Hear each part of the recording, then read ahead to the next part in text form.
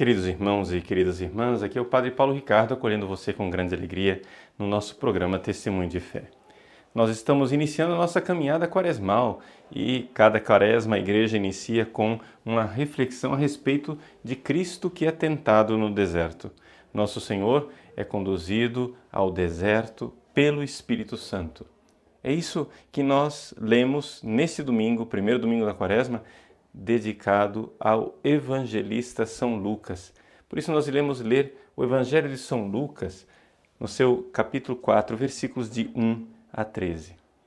Nesse Evangelho, nós lemos algumas coisas curiosas e muito interessantes que iluminam de alguma forma o nosso coração.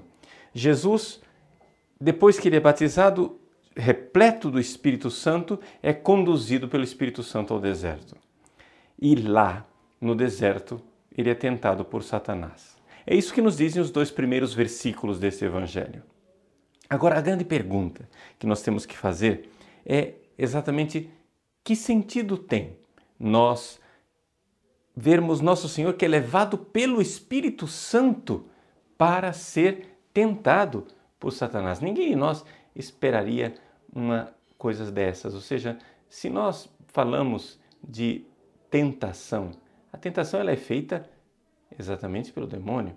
Nós não esperamos que venha uma tentação que seja de Deus. Também porque o próprio apóstolo São Tiago nos recorda com toda clareza que Deus não nos pode tentar para o mal. Tiago capítulo 1, versículo 13 diz assim: ninguém, quando é tentado, diga que é Deus que o tenta, pois ele é incapaz de tentar para o mal. Agora, se Deus é incapaz de tentar para o mal, será que ele não é capaz de tentar para o bem? Pois bem, Santo Tomás de Aquino nos recorda que a tentação é simplesmente uma provação. A palavra tentação em grego é peirasmos. Peirasmos quer dizer isso, uma provação, uma realidade que vai provar qual é a natureza daquela pessoa. Nós somos colocados diante de dificuldades e essas dificuldades irão provar a nossa virtude. Isso é importante. Agora, Santo Tomás, no seu famoso discurso, na sua homilia a respeito do Pai Nosso, ele distingue dois tipos de tentação. Existe uma tentação para o bem e uma tentação para o mal. Aqui está a grande diferença. Enquanto Deus nos tenta para o bem, o demônio nos tenta para o mal. É interessante, então, nós vermos esta distinção que existe no início desta quaresma. Por quê? Porque a igreja nos conduz, como o Espírito Santo conduz a Jesus neste Evangelho, conduz ele para o deserto. Esta realidade do Espírito Santo que o leva para o deserto, leva para provar Jesus. E, no entanto, esta provação apresentada a Jesus, ela é para o bem. O Espírito Santo não tenta para o mal, é uma provação para o bem, enquanto o diabo estará lá presente também e irá então tentá-lo para o mal. Então, para ficar bem claro para nós teríamos que entender isto, que Deus quer nos testar. Esse teste de Deus, nós, na nossa linguagem comum, não costumamos chamar de tentação. Nós costumamos chamar de provação, não é? Uma provação. Então, essa mesma palavra grega original, peirasmos, quando nós falamos de Deus, nós não dizemos que Deus está nos tentando, nós dizemos que Deus está nos provando. E quando nós falamos de Satanás, nós não dizemos que ele está nos provando, dizemos que ele está nos tentando. É só uma distinção de termos, mas para nós entendermos que na origem a palavra era a mesma. No entanto, a distinção de termos ela é necessária porque a natureza das coisas é bem diferente. Veja, quando Deus nos prova, Ele faz isto porque quer que nós cresçamos no amor. Por isso, a igreja nos leva para o deserto nesses 40 dias de quaresma, porque quer nos provar. Então vamos primeiro ver esta espécie de tentação positiva, uma tentação para o bem, para a virtude, não é? Esta provação que vem de Deus e que a igreja nos propõe na quaresma. A igreja entra no deserto para ter na quaresma um kairós, um tempo oportuno para a nossa provação. Em que consiste isso? Consiste na nossa entrada, na nossa participação nos sofrimentos de Cristo na cruz. Vejam que aquilo que Jesus está vivendo ali no deserto é algo que todos nós somos chamados a viver de alguma forma em cada quaresma, ou seja, a nossa configuração ao Cristo crucificado. Jesus, nosso Senhor, ele foi tentado. É interessante que no último versículo do Evangelho de hoje, Lucas 4, capítulo 4, versículo 13, ele diz assim, que o diabo, o demônio, se afastou de Jesus e, depois de ter tentado todo tipo de tentação, para então voltar no tempo oportuno. A palavra que é usada ali é um kairós, o tempo oportuno. Qual seria o tempo oportuno? O tempo oportuno será na paixão, na cruz, quando o diabo retornará para tentar nosso Senhor. Então existe uma clara ligação entre a tentação de Cristo no deserto e a tentação de nosso Senhor na cruz, no Calvário, mas sobretudo a tentação no Horto das Oliveiras. Ali Jesus é visitado por Satanás para quê? Para deixar de confiar no Pai. Mas ao mesmo tempo, nós podemos dizer que Satanás tenta Jesus tanto no deserto como no Calvário. Também o deserto e o Calvário são para Jesus uma provação, onde ele pode então mostrar o seu amor ao Pai e aos homens. É interessante que nós parece que perdemos um pouco o vínculo que existe entre o sofrimento e o amor neste mundo. Nós precisamos voltar a compreender essa realidade de que existe um verdadeiro vínculo entre amor e sofrimento. Por quê? Porque realmente, quando você sofre por uma pessoa, você está dando prova de que você realmente ama. É interessante que no confessionário, quando eu encontro tantos jovens, rapazes e moças que têm dificuldade na castidade, eu pergunto a essas pessoas, me diga lá, uma pessoa que você tem certeza absoluta que amou você na vida. Quase que invariavelmente a resposta que eu encontro é minha mãe. Eu tenho certeza que minha mãe me amou. Então eu digo para eles, veja, por que é que você tem certeza que sua mãe amou você? Você tem certeza que sua mãe amou você porque ela sofreu por você, não é verdade? É exatamente isso, essa ideia. Você, quando se lembra de alguém que amou você, você não se lembra das mulheres que deram prazer a você. Você se lembra exatamente da sua mãe que sofreu por você. Por quê? Porque esta é a forma de, nesse mundo, nós mostrarmos o nosso amor. Nosso Senhor Jesus Cristo, na cruz, sofreu por nós. Na cruz, Ele realmente derramou o seu sangue por amor a nós. Exatamente este amor de Cristo por cada um de nós, neste imenso amor demonstrado na cruz, nesse imenso sofrimento, é que nós devemos responder. Quando nós entramos na quaresma, a finalidade da quaresma é nós fazermos penitência, sim, por causa dos nossos pecados, sim, mas também devemos transformar a nossa penitência e o nosso sofrimento numa espécie de resposta ao amor de Cristo por nós. Cristo sofreu por mim, eu quero também sofrer por Ele, eu quero também dar a minha vida por Ele, eu quero também, de alguma forma, responder a este amor. É um tempo de provação onde eu, por amor a Cristo, me uno à paixão dele. Por isso, os sofrimentos que nós iremos ter nesta quaresma, através das nossas penitências, são sofrimentos que nós devemos generosamente entregar a Cristo e dizer, Senhor Jesus, nós cremos verdadeiramente, vós nos amastes, eu quero vos amar de volta. Quando nós somos escolhidos por Deus para de alguma forma sofrer por Ele, é porque Ele realmente nos ama, Ele realmente nos elege. Sim, Em cada eleito de Deus existe um crucificado. Não porque Deus queira o nosso sofrimento, não é isso, mas é porque se Ele se crucificou por nós, se Ele morreu por nós, se Ele deu e derramou todo o seu sangue por amor a nós, uma vez que nós recebemos esse amor, somos eleitos e escolhidos por este grandíssimo e maravilhoso amor de Cristo, como não amar de volta?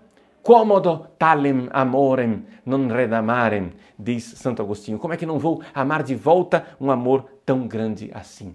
Nosso Senhor Jesus Cristo nos ama e nós temos que amá-lo de volta. Esta é a ideia da penitência quaresmal também. Além de ser, de alguma forma, para os nossos pecados, ela tem também uma expressão de amor. Amar, sofrer por Cristo e amá-lo manifestando esse sofrimento. Então, essa é a ideia do peirasmos, da provação boa, da provação positiva. Quando eu, então, sou, de alguma forma, provado por Deus. Santo Tomás de Aquino diz claramente que a tentação, ela pode ser uma tentação para o bem, uma provação para o bem. Naquilo que está escrito no Salmo 33. Evita o mal e faze o bem. As palavras de Santo Tomás são as seguintes. A virtude do homem será, pois, provação, tanto do ponto de vista da excelência de se agir, quanto do seu afastamento do mal. Então, aqui nós vemos um pouco a explicação, a razão pela qual nosso Senhor Jesus Cristo permite que nós sejamos tentados. Isso é um dos grandes mistérios que é difícil da gente compreender. Deus poderia, a qualquer momento, evitar os nossos sofrimentos, Ele poderia fazer com que a gente não sofresse. No entanto, nós não somos poupados do sofrimento. Essa realidade assola um pouco a nossa alma quando nós nos deparamos, por exemplo, com a renúncia do Papa Bento XVI. Nós ficamos nos perguntando, mas meu Deus, por quê? Né? Por que as coisas têm que ser assim? Por que as coisas devem ser pelo lado difícil? Bom, veja, nós devemos pedir a Deus, né, para que não nos deixe cair em tentação. Mas Jesus, quando nos ensinou a rezar, Ele não disse livrai-nos da tentação. Não. Livrai-nos do mal. Livrai-nos do pecado, livrai-nos de Satanás. Mas com relação à tentação, Jesus não disse livrai-nos da tentação. Quando Jesus nos ensinou a rezar no Pai Nosso, Ele disse não nos deixeis cair em tentação, porque as tentações acontecerão. E se Deus as permite, é porque Ele quer, na sua infinita bondade, fazer com que, de alguma forma, nós cresçamos espiritualmente. É o que nós vemos, por exemplo, no Catecismo da Igreja Católica, no número 2846. Quando o Catecismo explica esse pedido do Pai Nosso, não nos deixeis cair em tentação, ele diz assim, esse pedido atinge, né, a raiz do precedente, pois os nossos pecados, perdoai as nossas ofensas, como nós perdoamos a quem nos tem ofendido, né, pois os nossos pecados são fruto do consentimento na tentação. Pedimos ao nosso Pai que não nos deixe cair nela. Eis aí, ele diz assim, Ele quer, ao contrário dela, nos livrar. Nós lhe pedimos que não nos deixe enveredar pelo caminho que conduz ao pecado. Então a gente tem que distinguir entre a tentação e o pecado. Deus quer que nós nos livremos do pecado, mas nós seremos provados. Nós seremos provados pelos sofrimentos, pelas coisas que acontecem. Por quê? Porque é a única forma que existe de o justo manifestar realmente a sua virtude. Existe um comentário, não tão famoso, mas importante, de Ricardo de São Vítor a respeito do Apocalipse. Ricardo de São Vítor, neste comentário ao Apocalipse, ele nota que numa passagem do Apocalipse, Deus faz com que cessem as provações. E ele faz a pergunta exatamente que qualquer um de nós faria. Mas vejam só, se Deus lá no fim dos tempos, irá fazer cessar as provações, por que Ele não faz agora? Por que Deus, podendo fazer cessar as provações, não faz cessar as provações agora? Aqui nós temos uma resposta muito clara, e a resposta é exatamente esta: porque Ele quer manifestar a virtude do justo. Então, esse é o primeiro tipo de provação. A provação que vem de Deus para fazer aparecer a nossa virtude. Deus não nos tenta para nós cairmos no mal, mas Ele nos prova para nós manifestarmos a virtude. Ao contrário, tem um segundo tipo de tentação. A tentação que vem do maligno, que é para nós cairmos no pecado. É importante nesse tempo de Quaresma nós notarmos como é que acontece o processo de tentação, porque para nós evitarmos, nós estamos numa luta. A tentação, ela acontece como uma espécie de uma flechada. O demônio, ele vem e sugere uma ideia que é agradável.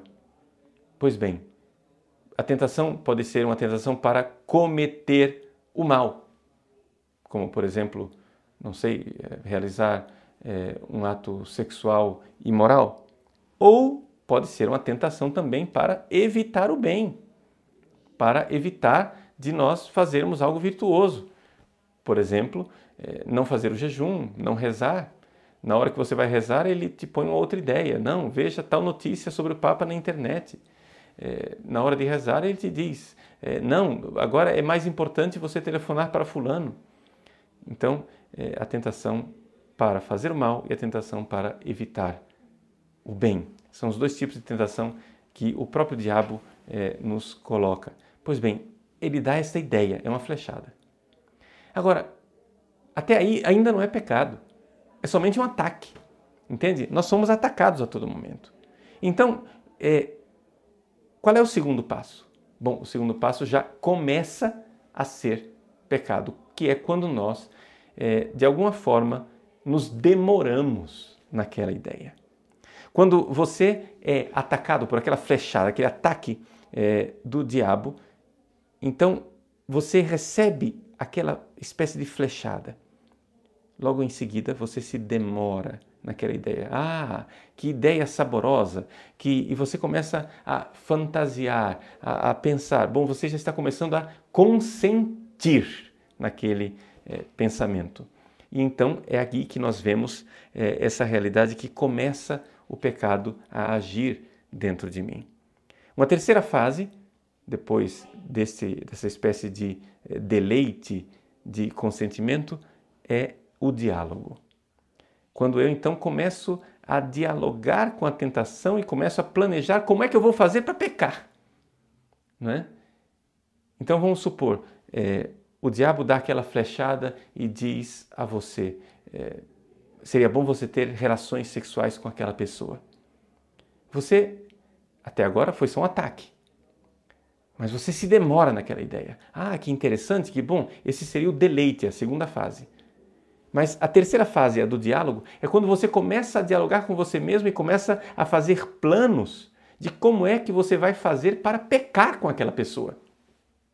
E então, vem a quarta fase, que é a execução do próprio pecado.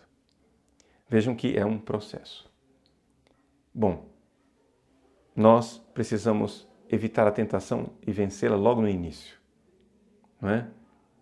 Existe um salmo que diz que nós devemos pegar os filhos dos nossos inimigos e lançá-los nas pedras e esmagá-los. Os filhos recém-nascidos, lançá-los nas pedras e esmagá-los. As pessoas ficam escandalizadas com esse tipo de expressão da Sagrada Escritura, mas é uma imagem exatamente do que são as tentações. Assim que a ideia é concebida na minha mente, assim que a flechada do diabo é colocada no meu coração, nós temos que pegar essa ideia recém-nascida e esmagá-la na pedra da palavra de Deus. E dizer, não, tudo isso é mentira, eu não vou fazer. Fuja, fuja da tentação. Não se detenha naquele pensamento. Essa é a forma que nós temos para eliminar a tentação. Agora, é importante nós compreendermos que a tentação é algo que Deus permite porque quer nos ver lutar. Eu lembro aqui uma anedota interessante de Santo Antão, abade do deserto. Santo Antão um dia estava lutando com o diabo. E ele clamava por Jesus, pedia socorro, misericórdia, Senhor, vinde em meu auxílio. E clamava e pedia a misericórdia de Jesus. Quando o diabo finalmente foi vencido, Jesus apareceu. E então, o abade Antão olhou para Jesus, quase que decepcionado e reclamando, disse: Senhor, onde estavas enquanto eu lutava com Satanás? Jesus então respondeu: Antão, eu estava aqui contigo, mas eu queria te ver lutar. Nosso Senhor quer ver a nossa luta. A tentação é um mistério. No entanto, Ele nos dá esta capacidade de lutar, porque Ele venceu o diabo nas tentações, Ele quer também nos dar esta vitória. Ele está conosco na luta. A gente pode não notar a presença dele. No entanto, ele está lá o tempo todo conosco. Não só nos vendo lutar, mas nos ajudando, nos dando as graças, né? Nos dando a capacidade de realmente vencermos esta maldade, de vencermos aquilo que nos aflige. Por isso, meus irmãos, minhas irmãs, nós que agora vivemos um tempo tão delicado para a história da Igreja, através da renúncia do nosso Papa, quantas pessoas estão sendo tentadas nesse momento, né, de vacilar na fé, de pensar mal do Papa, a mídia, sobretudo, quer pintar uma ideia da Igreja que não fortaleça a nossa fé, mas ao contrário, que faça com que nós vacilemos. É importante que você ouça hoje a voz do seu Senhor, abra o seu coração para o Cristo Jesus e saiba que verdadeiramente Ele quer nos dar a graça de vencer a tentação. Como Ele venceu a tentação no deserto, Ele quer também que nós vençamos. Não estamos sozinhos. Ele está conosco. Ele luta junto conosco.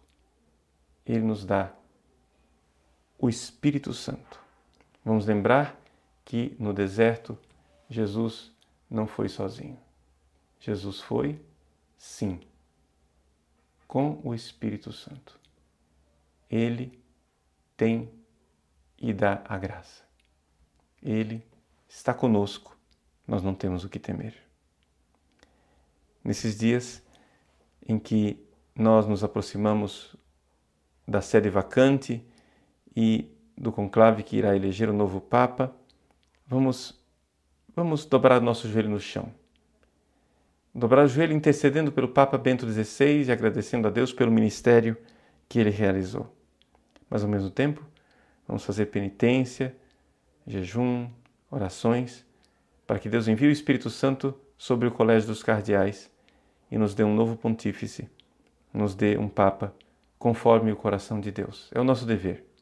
É o nosso dever rezarmos e rezarmos muito. Que nas nossas paróquias nós tenhamos essa criatividade, né? Os leigos, os padres, os religiosos sejam generosos e coloquem momentos de oração para o conclave que irá iniciar. Nós, através do Espírito Santo, que nos auxilia, que auxilia a Igreja inteira, iremos vencer as tentações e triunfar, se Deus quiser, na festa da Páscoa. Deus abençoe você. Em nome do Pai, do Filho e do Espírito Santo. Amém.